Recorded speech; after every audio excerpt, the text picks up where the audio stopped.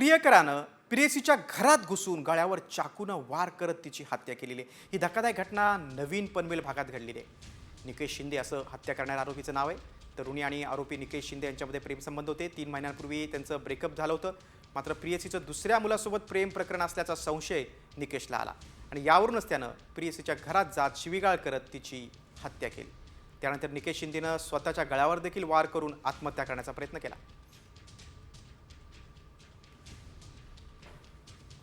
प्रियकरानं प्रेयसीच्या घरात घुसून गळ्यावर चाकूनं वार करत तिची हत्या केलेली आहे। ही धक्कादायक घटना नवीन पनवेल भागात घडलेली आहे। निकेश शिंदे असं हत्या करणाऱ्या आरोपीचं नाव आहे। तरुणी आणि आरोपी निकेश शिंदे यांच्यामध्ये प्रेमसंबंध होते। 3 महिन्यांपूर्वी त्यांचं ब्रेकअप झालं होतं।